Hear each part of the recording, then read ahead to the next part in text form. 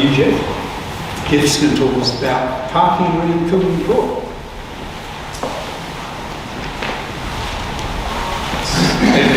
Good evening, everyone. Really pleased to be here with you this evening to talk about parking in Coolman Court. My name is Jeff Davidson. I'm an Executive Branch Manager at City Services. No relation to Emma, but I am a resident of Weston Creek. I've been here for many, many years. Okay, so I've got a short presentation that I'll run through with you, and then plenty of time for Q&A at the end of that. But we have been engaging with the Community Council for many years about parking at Coolman Court. There was a really good submission that was made by the Council to City Services. I think a couple of years ago now, we've had some on-site meetings, and there's been some other considerations that have gone into a proposal that was the subject of community consultation jointly with the Greeley Street project, and I'll be speaking to you about the outcomes of that community consultation and then the next steps on implementing some changes here at Coolman Court.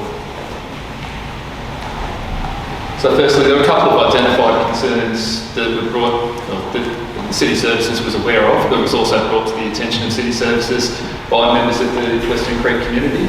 And the first is just that continuing impact of the Molonglo development and with people visiting the Coolman Court Group Centre and the impact that that's had on the availability of parking. So the first thing is there is around 1,200 car parks which are available at the Group Centre. Am I standing in people's way? Yep. I am? Okay. Is that better? Do I need to speak into the microphone in the live stream? Perhaps if we use the mobile.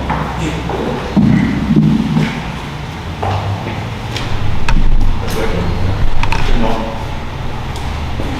Okay. That's working? That's much better because now I can see the screen as well. Right, so first thing is we've got about 1,200 car parks available at Coolman Court, and all of those are then shown on the map there on the screen. The two key car parks being the Northern Car Park, which is otherwise I guess known as the Woolworths Car Park, and then the car park at the southern end, which is the one just to my left, which I guess would be known as the Audi Car Park for users of the Coolman Court Centre. There's a number of other key car parking locations as well, including the Trinity Street, the Australia Post Car Park, and a number of other car parks. The proposal that I'll speak to, I'll come back to a map that shows you what was proposed for that as well. So first thing is, in May this year we undertook a parking utilisation survey. That was done on a Thursday during May. It was also a sunny day, so it was a high demand parking day. And the result of that parking survey, you can see on the map the areas that are shaded are the parking areas that was the subject of that parking utilisation survey. The results were that there was an average occupancy of 44% and a maximum occupancy of 56% on that Thursday. And the survey that was undertaken was hourly throughout the duration of the day. So the Southern Car Park, which is the Audi Car Park, that car park and also the Woolworths Car Park had very high utilisation for the majority of the day, with it starting to taper off later in the afternoon. The Commons Court Car Park and the McLeod Court Car Parks, both of those were busy until the late afternoon. So on the map there, those car parks are WGC 9 and WGC 8. Got that right? WGC 9 and WGC 7 are those two car parks. There was ample car parking available at Dillon Close, so that's where the tennis courts are, with less than 50% utilisation throughout the day, and also the on-street car parking at Parkinson Street. Dillon Close had maximum occupancy of around 25% during the day. 41 disability car parking spaces were counted as part of this survey, and the highest occupancy was 61% at 11 AM on that given day. So the proposed parking changes that I mentioned earlier that we went out to community consultation on included extending the existing Monday to Friday parking restrictions to include Saturday as well, to implement 2-hour parking restrictions on Watling Place, and I'm sure you're all familiar with Watling Place, that's the one next to the Anglican Church opposite Parkinson Street, and to convert Commons Court all-day parking to 2-hour parking restrictions, and the McLeod Court car park from all-day parking to 2-hour parking as well. So that's the two that I mentioned earlier, WGC 9 and WGC 7. So the consultation, there was an online survey that was undertaken on the YourSafe website. It had quite a low response rate with just 18 responses, but we also did some pop-up consultation here at Coolum Court as part of that Brearley Street consultation project. And some of the common comments that we received, or queries from people, was about the non-standard parking spaces in the southern car park, so that's the one adjacent to us now. Also pick up set-down opportunities for elderly people and those with mobility challenges, more provision of accessibility and disability parking spaces, and then the need for short-term parking on Brearley Street to pick up food. So the next steps is that it's proposed to implement the changes that we went out to consultation on, with the intention of having those changes implemented before the end of the year.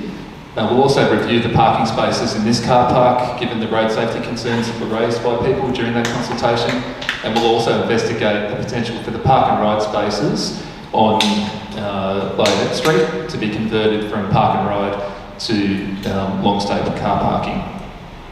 The ACT government has also started developing a new ACT parking action plan, and I thought that was worth mentioning tonight. So that ACT parking action plan will replace the current action plan, which was released in 2015, and that will provide some operational policy directions for government. It will also then provide some guidance around how we deal with new emerging parking offerings such as direct-to-boot facilities, and how we meet the needs of continuing online orders and those sorts of things as well. But then it will also seek to provide some options around how we help to achieve the objectives of the ACT transport strategy through parking policy. So I might just go back one slide quickly and just speak to a couple of these items on the need for short-term parking on Brearley Street, so that's the food pickup. The Brearley Street improvements will include replacing the loading zone, which is in front of Myers Restaurant, with some parking, so that'll provide extra options there for people to park and pick up food. And then there's also, as part of that parking action plan that I mentioned, there'll be some work to consider what warrants additional disability car parking in areas such as Weston Creek. So Weston Creek has a demographic which is a little bit older than other parts of Canberra, and so given that it's got a slightly older demographic, but also that there's a high parking utilisation rate in Coolum Court, it makes sense that we consider warrants which may provide for additional rates of disability parking in areas like this, rather than what we would typically do, which is provide 3% of the total parking as disability car parking. So that's the presentation that I had, and very happy to take any questions that you've got now. When you say, Excuse me, we can look at the benefit of those at home. what is the difference between the duration for park and ride and long-stay parking? So the park and ride at the moment it operates until 10 a.m. So that would then be replaced with all-day unrestricted free parking. I was assuming that the other one, the park and ride, is say when you're going to work, before getting on the bus or public transport. Yeah, that's what I assumed it was. That's exactly what it is. At the moment, that park and ride behind the service station has low utilisation by park and ride users. Some of the feedback that we got from the community during that pop-up consultation is that it's too far away from the new bus stops on Parkinson Street, and so people have a preference then to use the car park at Dillon Place to park there as informal park and ride, and then to catch the rapid buses from Namatjira Drive. And I think one of the issues is that you can park there unrestricted after 10 a.m, but if you're here for work and you need to park before 10 a.m, then you're not able to park there, you have to move your car later. But also I think it creates some confusion for people about whether or not they can park there after that 10 a.m.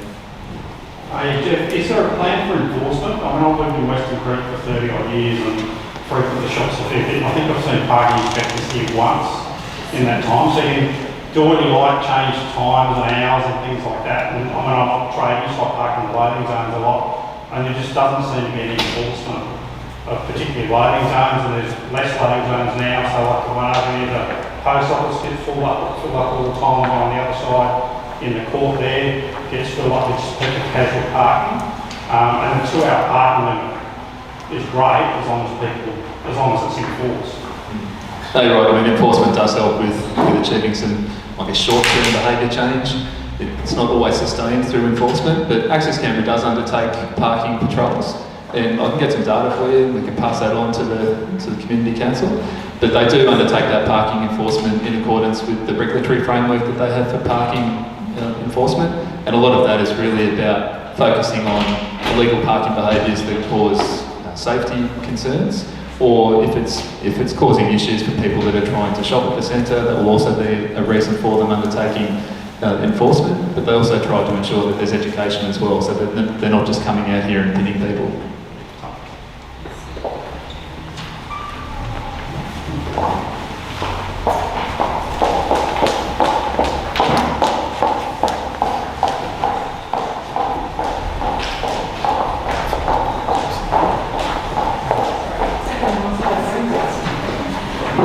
I'm wondering, when you were doing your predictions about, where you might need additional parking and what type of parking, like how long people might want to stay there, have you got any kind of predictions or idea of what might happen once the shopping centres are open at the Longboat Valley, what that might do to impact on Coolum Court?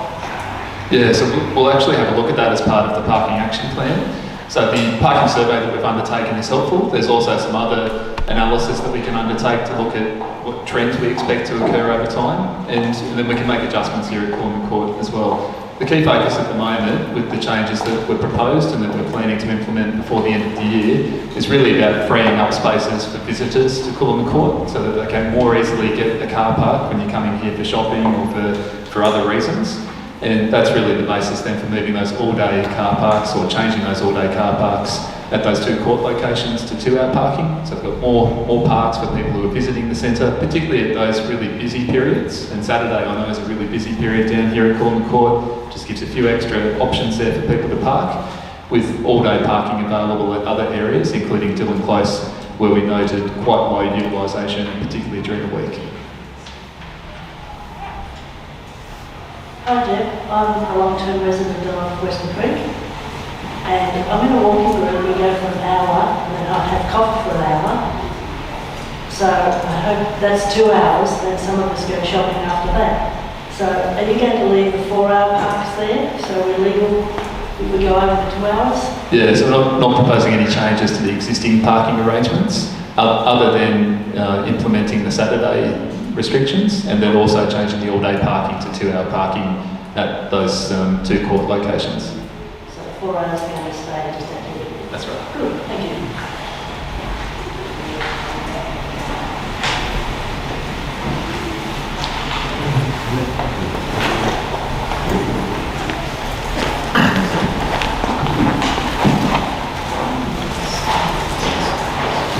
I think the idea of pushing parking right to Dillon Close is a really good one, but as a bus user, it's got to be integrated into how we can cross the road. Also, those bus stops there aren't actually covered.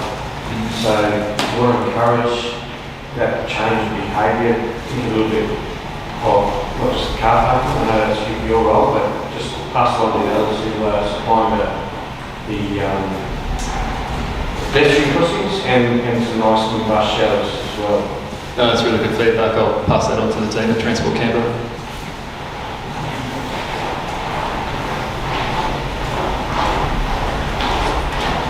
Nobody else? That's right, I'll venture.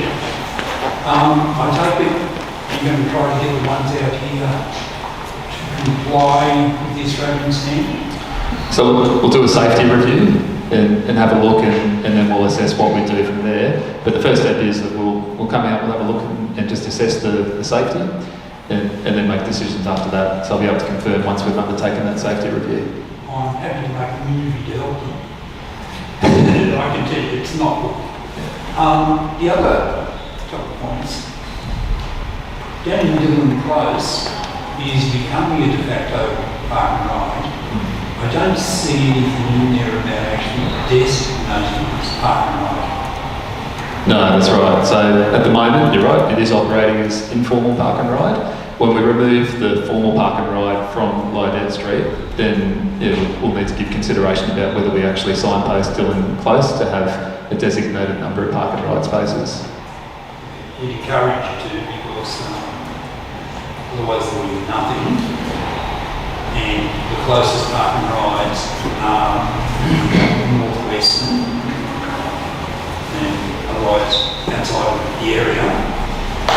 Ideally, we do something up and down where the buses park, have a chat. Ideally, you do something there and get the parking lot traffic away from the shopping centre. I guess what we'd expect is no real change initially as a result of removing those park and ride spaces, because that, as I noted, they're very poorly utilised anyway. So people that are parking, they're typically parking after 10 o'clock and it's not for park and ride, with the majority of that park and ride occurring at Dillon Close, but informal park and ride. The other two questions, sorry, there's the paper. There's one of the people who walked around as we prepared that submission. We suggested, as the gentleman over there was asking, the more parking for traders with their trailers. Now, they've got the strip on there, it's often oversubscribed. Would it be possible to do the same down the northern end? Yeah, so the Brearley Street improvements, a component of that project is proposed to include a long vehicle car park in that northern car park. So at the moment, I'm trying to think of how to explain it to you, but I think you all know that corner near McDonald's where it gets a little bit dodgy if you've got people trying to exit from both aisles. So one of those aisles would then be closed with bollards, closing that off to allow them for a long vehicle car park. The other question which I raised with the outside is the taxi rank. Now, the taxi rank is more used as short stay to go to BWS or to go to the food outlets down there. With taxi here, they come in, they don't, they sort of time, they're very patient, you know. Taxi drivers don't even argue with the taxi, they used to. But I note that the Disability Transport Reform Stage 2 project, Graham Minnis was waxing lyrical about putting taxi ranks near bus interchanges. So I'm wondering why the taxi rank hasn't come around here. The changes that are proposed for the taxi rank on Brearley Street is that it'll be reduced from 4 spaces down to 3, so that'll give an extra space for short-term car parking on Brearley Street. I guess with taxi ranks, sometimes, and I've seen it myself, it's often empty, but the taxi ranks provide a competitive edge for the taxi operators in that really competitive market with rideshare. So taxis have been quite resilient through all of that change that's occurred.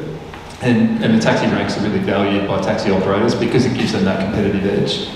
As much as possible, we can look at the siting of those taxi ranks so that they can be co-located with, as you suggested, co-located as much as possible to bus stops. It wasn't possible to co-locate on Parkinson Street at the time that the changes were made to the bus stops there. But Brearley Street, I guess it's not too far from those Parkinson Street bus stops anyway. I'd like you to talk to somebody with a disability and who's struggling to walk. You go from a taxi around to get a bus to go to the city. R7 is quite popular. And anybody who does connect has still got a bit of a height. I'll turn it and go, no, I won't do it. Drive, wet weather, and you've also got all that on the benefit of your engagement officer who knows this. The horrible bus stops out there and their exposure to the weather. I believe Nancy also knows. Yep, that's good feedback. So I'll take that feedback back to colleagues. I guess the issue is that Parkinson Street does need to provide for a high capacity for the number of buses that are passing through. So there is limited capacity in which we can provide a taxi rank on Parkinson Street co-located with the buses. But I'll pass that feedback on and we'll see whether there might be something that could be considered. Thanks, Jeff. Particularly for the disability users, as you say. Thanks for that. Is there anybody else? Hey, you got a lot. There I was thinking in contentious issue, parking. Yeah. I softened you up when I said I'm from Weston Creek, right? Thank you very much for coming out tonight. Quite forthright with us. This is on video, so families at home who can't get out, I know they do watch. I know we will get comments about it later. Any comments I'll do back to you. And yeah, we wouldn't mind having a conversation when you come down here and look at the dangerous array. The other bit on it is I would also suggest we actually signpost it as a shared zone. Yeah, the shared zones came up during the community consultation too. Yeah.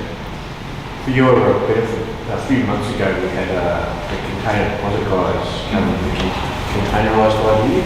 Yeah. And that, they got a bit of heat here because they want to take up car parks. Are they still looking for you, or is that off the table now? They've gone. Oh, they mentioned to me that they got a bit of heat from you.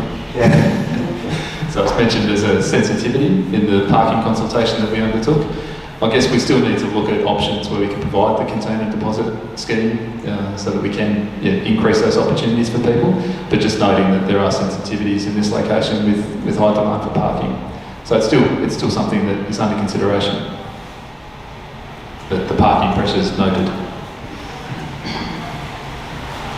I do know a bit more on that. We'll talk privately. All right, thanks very much.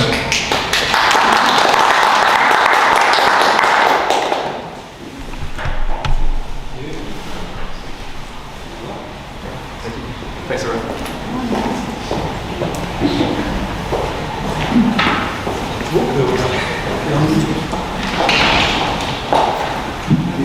I thought you were going to log mountain bikers here. Oh, so it's that one. Do a presentation on the DA you're doing for enhancing, enhancing Strongbow Forest Park.